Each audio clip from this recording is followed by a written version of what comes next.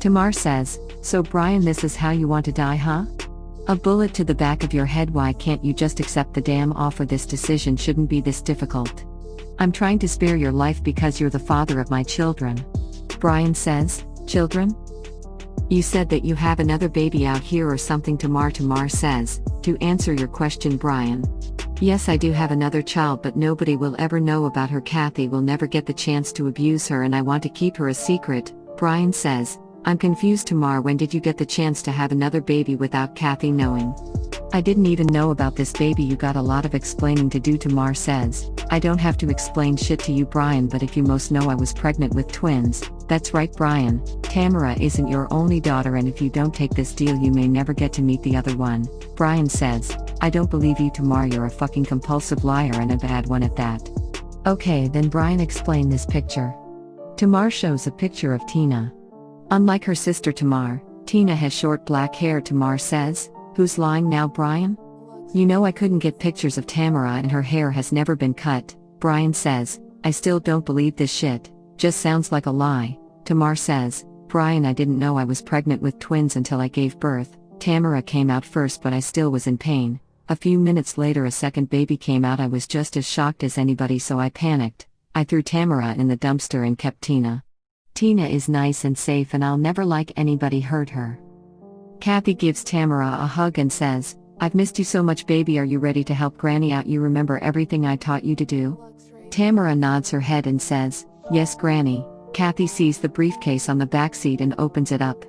All of the money was in the briefcase, and Kathy says, "Let's go, baby. Let them fools kill each other up there." Kathy takes the briefcase and Tamara to her truck. She starts the engine and notices a black van pull up. Jacob and two other men head up to the Bel Air Hotel. They're heavily armed and want to kill Kathy. Kathy says, "I'm always going to be 5 steps ahead of these fools, Tamara. What don't they understand about me? I'm fucking invincible. My name is Kathy and I can't die." Kathy puts the car in drive but goes into deep thought.